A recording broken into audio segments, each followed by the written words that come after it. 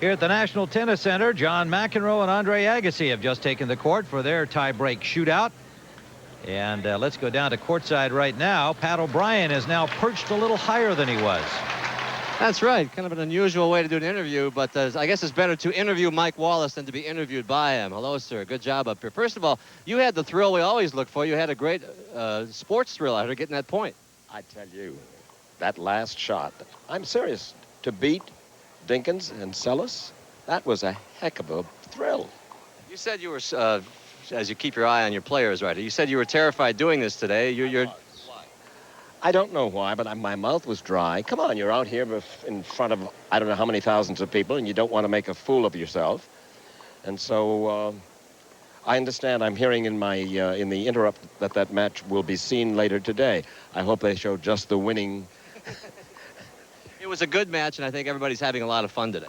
Well, I tell you something, this is extraordinary. I mean it, because there wasn't a lot of publicity about this ahead of time. And to get, I don't know how many thousands of people out here, it's a tribute to Arthur. Everybody wants to do something for Arthur.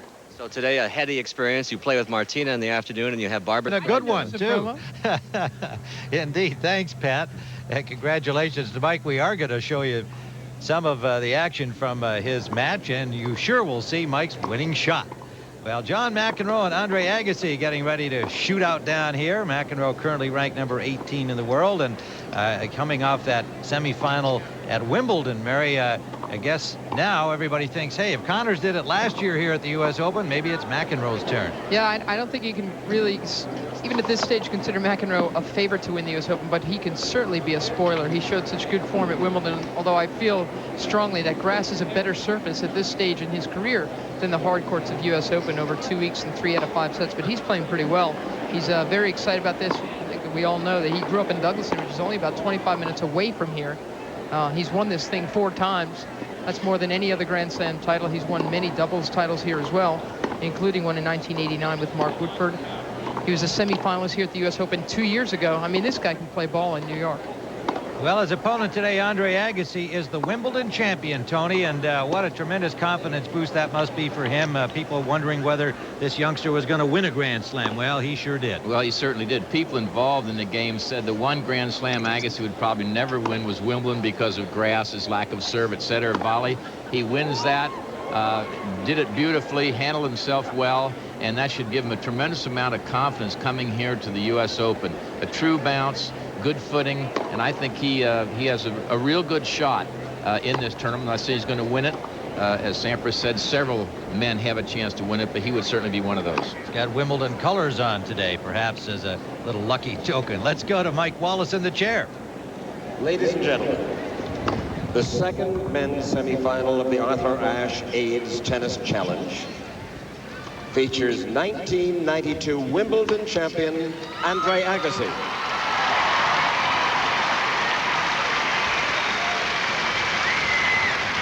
and 4-time U.S. Open champion John McEnroe.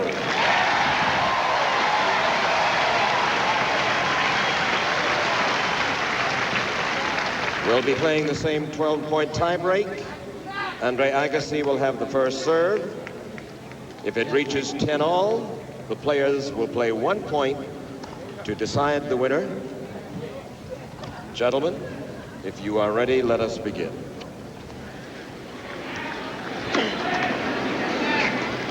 Well, it's going to be a battle of the hats in this match. Yeah, the winner of this match will play Pete Sampras, who advanced with a victory over Jim Courier earlier. And remember, this is a tiebreak shootout format, each match consisting of the regular 12-point tiebreaker. Unless they get to 10-all, then they'll play 1 point to decide it. And in the women's final upcoming, it'll be Pam Shriver against Arantxa Sanchez Vicario. And this winner will go on to meet Pete Sampras. Well, there's a dispute with Mike Wallace already here.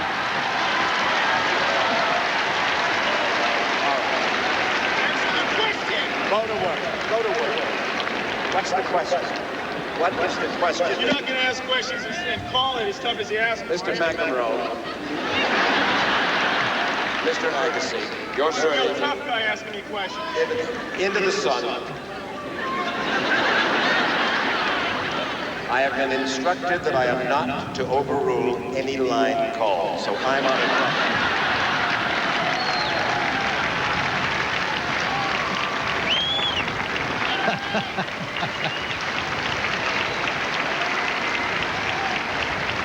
You know, it's too bad on a daily basis during the tournaments as the players travel around the world, there isn't more of that kind of levity, because it does let the spectators know these people are human beings, and they love it.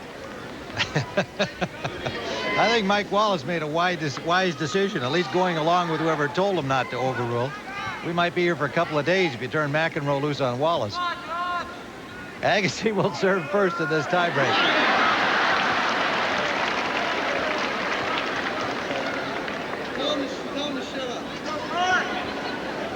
Agassi said, shut up.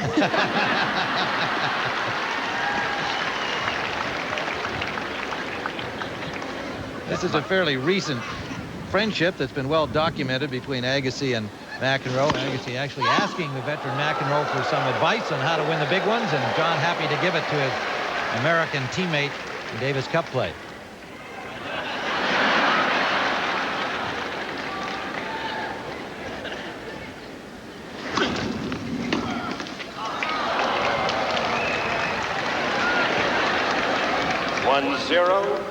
Agassi.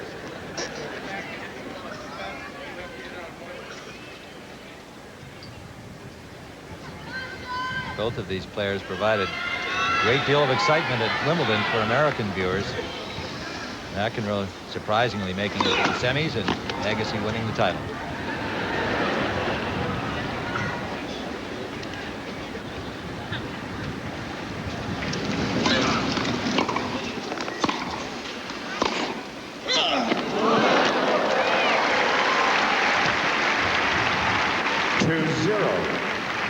Agassi. Here's the patented Agassi forehand, steps around it inside out, and when you can knock it past a McEnroe from around the baseline, you put some good pace on it.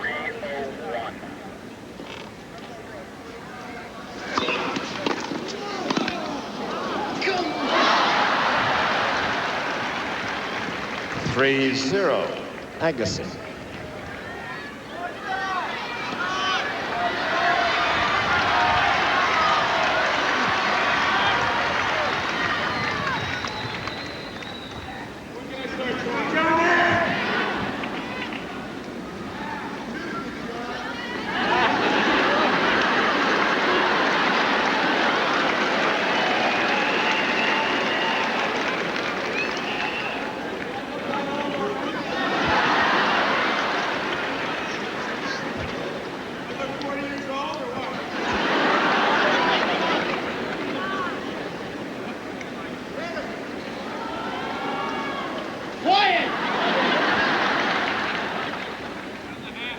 Bunch of fans in that corner are saying to him.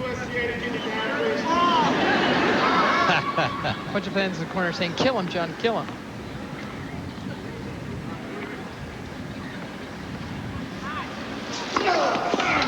Big serve from Agassi. Tony, that's something he's really worked on the last couple of years. And a sharp improvement. Serve and volley. He's trying to come in. Here's a pretty good service approach. He gets the ball in front better than he used to. See, he's into the court when he makes contact.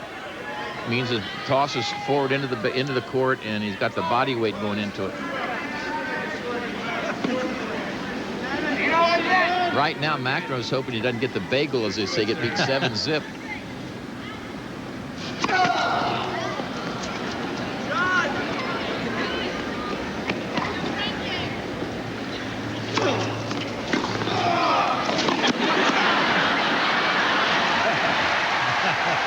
He talked him into that one.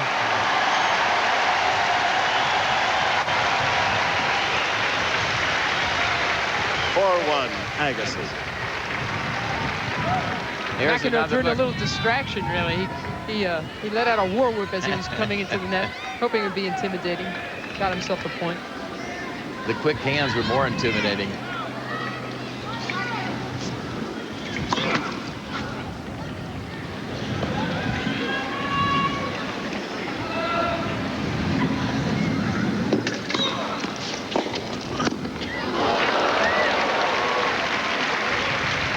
mention how beautifully Andre Agassi played at Wimbledon. In fact, he spent a lot of time practicing not on grass for him, but on hard courts. He wanted to get a nice true bounce. He wanted to hit a clean ball. He says grass will take the game away from you when you start having to adjust at the last fraction of a moment to your, stroke. We felt that he'd take that big circular swing and a big swipe at it, and he wouldn't return that well, particularly against the big servers like a Sampras or a Becker or Stieck. He proved us all wrong, to his credit. Oh, a fault call against McEnroe. It was the best swing he had serving, too. Agassi, he says, hey, that was 3 feet out. It was very close. I watched McEnroe practice yesterday against Henri Lecomte, that he served very, very well in practice.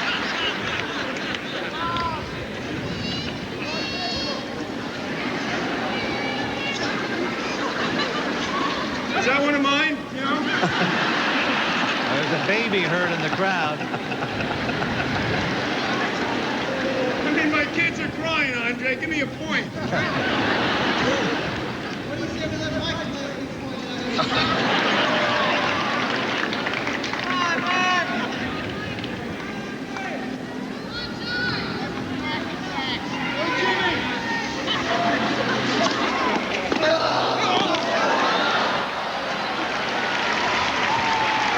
Another sample of his Wimbledon success. His serve return was just brilliant through that entire tournament. And of course, it's a tremendous weapon. Watch where this is, though. It is up around his shoulder, so to get that kind of power was a tremendous play by Agassi. And he has a bushel basket of match points.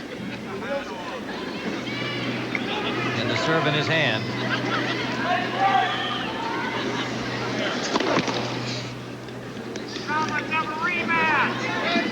Hey, Mike, is there any way this could be 2 out of 3 tiebreakers?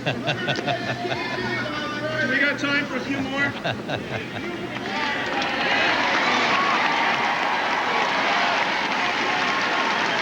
think you made the point earlier. He doesn't want to be bageled or lose by a score like this.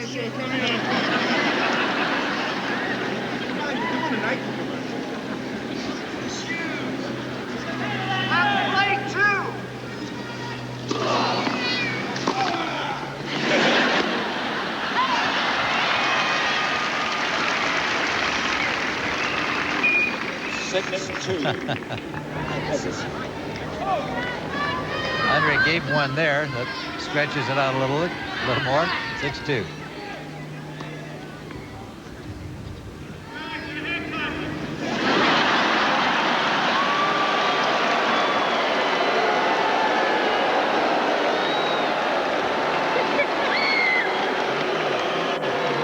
We could not hear what someone in the crowd hollered out, but it was not pleasing to the rest of the crowd. Somebody hollered something about a haircut. Aha, Mike Wallace helps us out. Wasn't that Tom Gorman who said that? A reference to Davis Cup captain Tom Gorman from McEnroe, suggesting that maybe the captain was asking Andre to get a haircut. Apparently somebody in the crowd yelled that out. When you get that haircut, give me some of your hair, all right?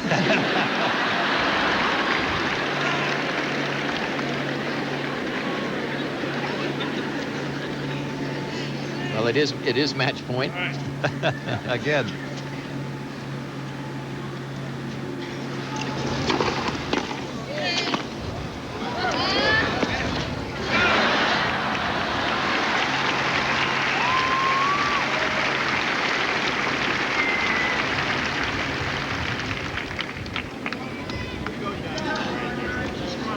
The half volley sets this up. Agassi's not only playing beautiful tennis, but he's also being a perfect foil to McEnroe. Yeah. And he knows that this is John's hometown crowd, and I think he's doing a very nice job of letting him take charge. Well, he's not cutting it, but he's tucking it up in response to the comments from the crowd. Now, there's a look we haven't seen. By the way, his clothing manufacturer, when he won Wimbledon, was with a cap like that. They were inundated with thousands and thousands of phone calls the day after. Everyone wanted that hat. But he only wore one, Mary. True.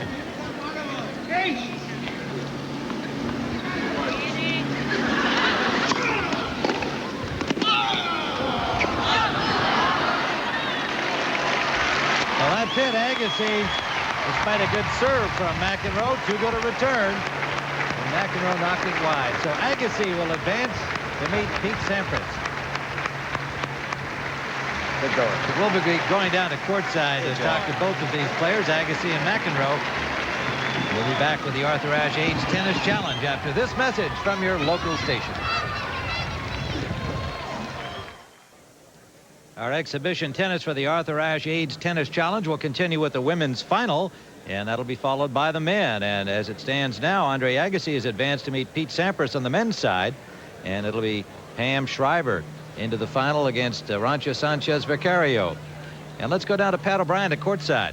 All right, Tim, thank you. I've been hanging around the U.S. Open for about 12 years now. I've never seen the fans have so much fun, and you guys ought to take this show on the road. What do you think? It'd be great. It could keep me going another couple of years, but the tournaments are too serious. It's fun to play here without pressure, isn't it, for a change? I think it's great for a lot of reasons. I mean, there's no question it's great for us. We can come out here and enjoy ourselves and keep tennis what it's supposed to be, which is enjoyable. But it's also great for the people. They get to come out and see a whole different side to it. And I think, that makes it all the more enjoyable for the sports fans.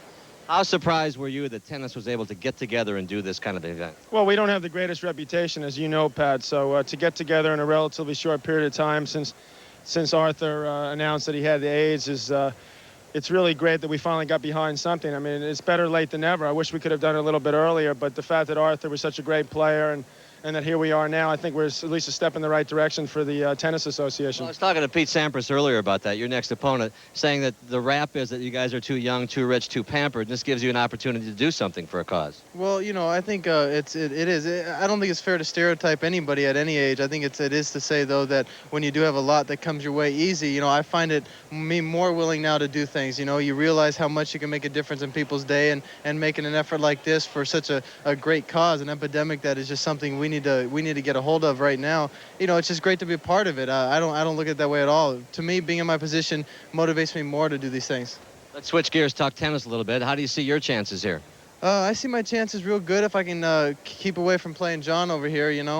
We run into each other. Is this your last year if you don't win? I think, well, I'm certainly my last year playing a full-time schedule, so I'm not going to say I never play this because this in the Wimbledon's where it's at, but as far as playing full-time, definitely, and see what happens. You guys are great out there. And by the way, if you get your hair cut, I'd like a little too in the back, okay? Good luck to you guys. Back to the booth. Yes, Andre does have some to spare, as he well knows. Well, we're going to be coming back with a look at the celebrity match that took place earlier. Martina and Mike against David and Monica. Stay tuned.